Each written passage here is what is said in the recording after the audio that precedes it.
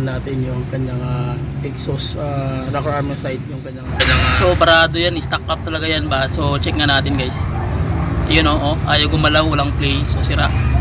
So dapat ganito ang mangyayari, malakas yung play tapos may galaw talaga para makalaro ng maayos yung kanyang valve train, yung kanyang valve tip, tsaka yung valve blaster.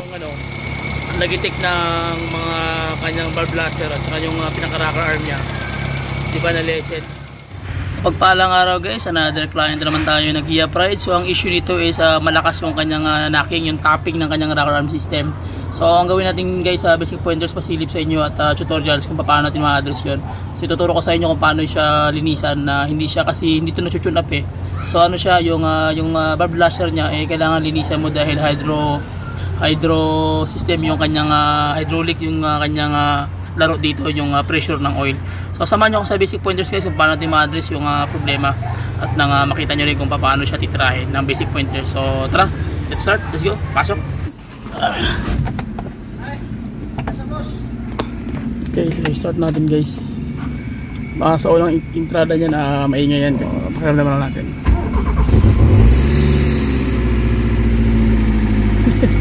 Ang lakas ng pump belt, sobrang ingay. So pakiramdaman natin yung rocker arm, yung ano niya, yung under ng rocker arm.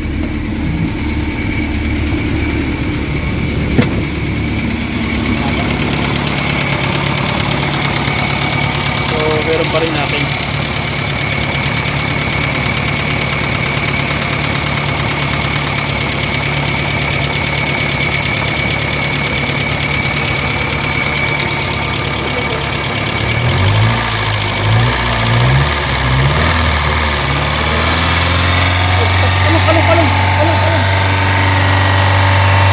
Ang lakas ng makina guys, kinabahan ako pagpa-start ko pa lang dahil biglang high RPM, so ang lakas ng knocking, so nakakatakot. So anong gawin natin ngayon, magtatanggal tayo ng kanyang valve train mechanism guys, especially yung kanyang valve cover. So gagawin natin to, papakasin natin lahat dahil sobrang ingay, napakalakas na nakakatakot, parang sasabog yung engine.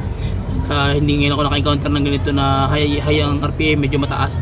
So bakasin natin yan guys, isa-isay natin. Hindi ko man ma-videoan isa-isa, pero ang ating mga birador sila nang bahala dyan, okay? So tara, let's start guys.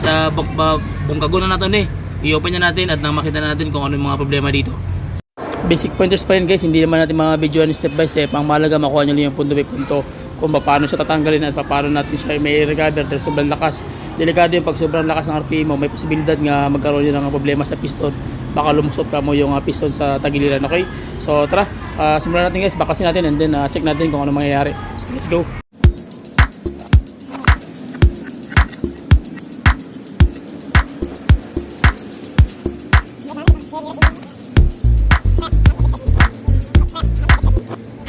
Okay, so baklasin natin guys. Makikita nyo dito yung tinatawag na self adjustment ng kanyang rocker arm. Yung clearance ng valve train is hydraulic type.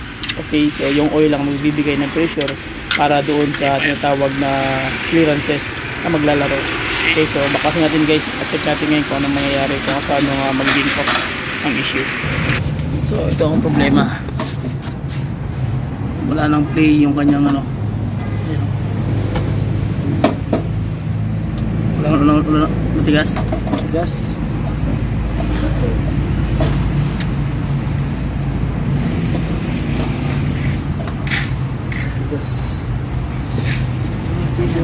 Wala nang play. Yes, hindi siya naglalaro. So stuck up siya. So yan ang problema guys. Yan ang dapat ma-address. Dapat laro yan. Dapat i-play siya. So anong gagawin? Lilinisan. So lahat stuck up.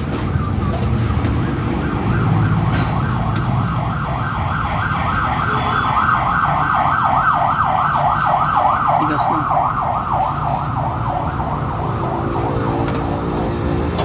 Okay, so yan yung guys, problema.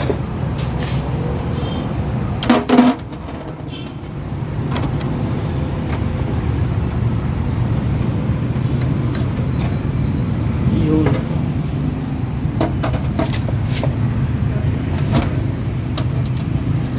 Stop up. Pero ini stop up. Stop Okay. Basic pointers guys, check natin yung valve slasher. So ito yung valve slasher natin ng kanyang Kia Pride. So pag once na stack up yan, hindi yan ma-play, ibig sabihin wala siyang pressure ng oil papasok doon. So iingay talaga yung kanyang rocker arm kasi hindi siya gumagalaw, walang movement na nangyayari. So pag once na walang movement, ibig sabihin steady o nakatukod yung kanyang barbula, yung kanyang valve tip o yung kanyang pinaka rocker arm. Once na tumukod yan guys, automatic yan, hindi na siya magaganda yung laro ng play. So magnanaking talaga yan. So ano ang gagawin? So kailangan meron siyang play, kailangan malakas yung play nito at may laro. Para makalaro siya every high RPM mo, lalaro lang yung kanyang sistema sa kanyang in between ng valve tip tsaka ng kanyang valve slasher, so po yun po yung basic pointers guys na dapat na matutunan doon. Yung gitna na yan, tutusok yan ng pin. So okay, so at least nakuha nyo yung basic pointers para magkaroon kayo ng idea kung ano yung valve slasher ko. At least alam nyo yung mga Kia Pride, yung Kia Avila, mga old model, ganito talaga yung kanyang sistema ng kanyang valve train mechanism. Okay, linisan yung isa, so yung isa na naman, so hindi na natin pwede paghalo-haluin. Mas maganda yung isa-isa lang para hindi kayo magkamali, kasi kung pag sabayin nyo yan, maghalo-halo yung valve slasher, mahirapan kayo. Mas maganda isa-isa lang muna yung tira, okay, para matanggal, kasi hindi nito na-tune up So problema lang nito yung kanyang valve slasher, yun ang i-adjust natin para makita nyo kung paano siya aandar. Okay, in addition guys, basic pointers pa rin, tawag yan, kailangan hindi nyo pwedeng paghaluin yung uno sa uno. Ibig sabihin kung paano yung pagkakalagay, pagkakatanggal nyo doon sa tatawag na valve slasher, kailangan yun din ibabalik mo para mag-aangkop dito sa dulo ng kanyang valve tip. Kasi pag hindi siya magkabaliktad siya, magkakaroon talaga ng malaking problema at may cost ng sobrang ingay at hindi siya aandar ng matino kasi nagkabaliktad yung kanyang valve slasher. Okay, so linisan na natin guys, check natin kung ano yung play ng kanyang valve slasher once na malinis na ito sa loob mismo ng kanyang mechanism. Yan na yung valve slasher. Ano, dapat may play.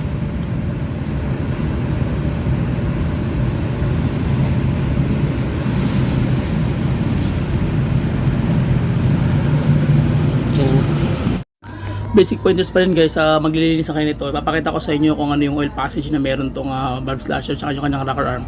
So makikita nyo sa dulo merong butas na maliit. Ayan o.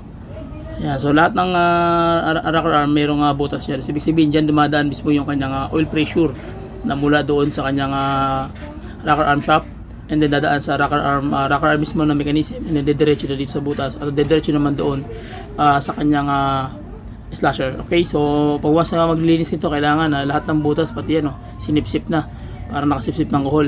Okay, yung butas oil passage na yung gitna. Tapos dito yan, siya magbibigay ng supply doon sa dito. Yan, yung butas na yan. So magmamatch dito sa butas na to. So, dadaan siya dito. Yan.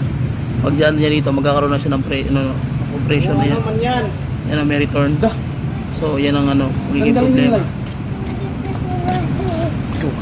Okay. So yan na yung magiging niya, passage ng mga oil. Okay. Linisan natin.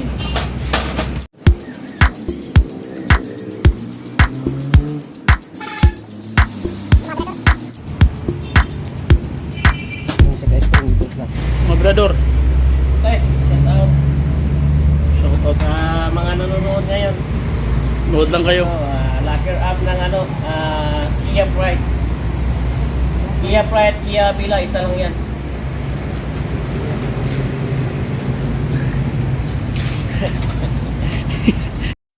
Okay, so ang gawin natin guys, Obrador, ayan.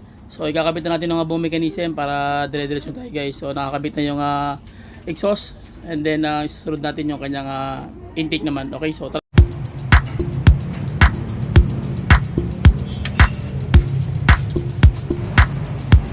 ayan, iligan na natin. Okay, so malaman natin ang final test ano mangyayari guys. So yun na, kabit natin to. May gasket na fire. So linis na rin guys, kakabit na natin.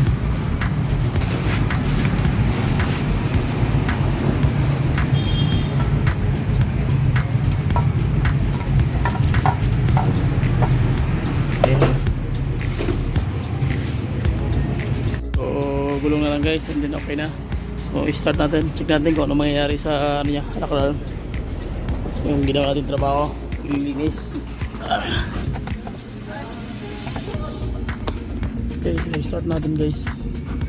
Baka sa unang entrada niya na maingay yan kasi nga wala pang fluid, pero pakalaman na natin.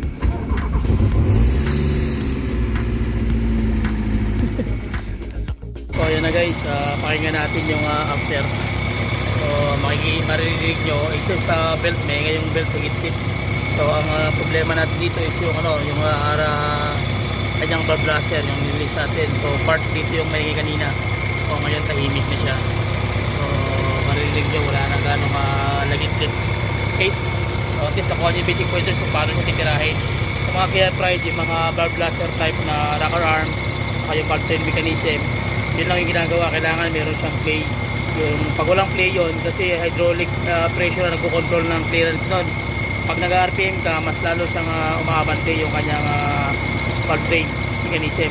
So pag pag parado yun, automatic talagang nagkakaroon ng problema. So at least alam nyo na yung birada. Okay? Yun lang guys, so shout out sa ating mga birador, Barod Payat, yun, si Ramil tsaka si Wawi. So God bless inyo lahat guys, so please subscribe to YouTube channel. Comment na kayo sa ating comment section din, magre-reply ako anong mga oras at sikapin natin yung mga replyan lahat ng mga comment niyo, lahat ng mga tanong. Okay, so please share my video and comment na kayo guys, and then yun lang. So please subscribe to YouTube channel, bye bye and God bless. See you, bye bye. Okay, okay, okay. Alright, alright, alright.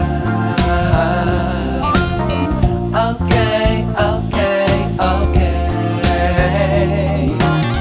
Alright, alright, alright. Okay, okay, okay. Da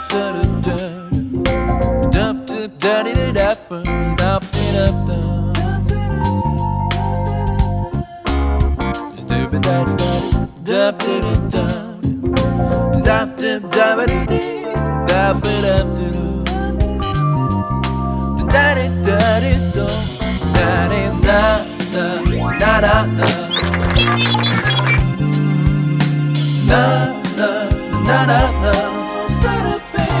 You'll be alright, alright.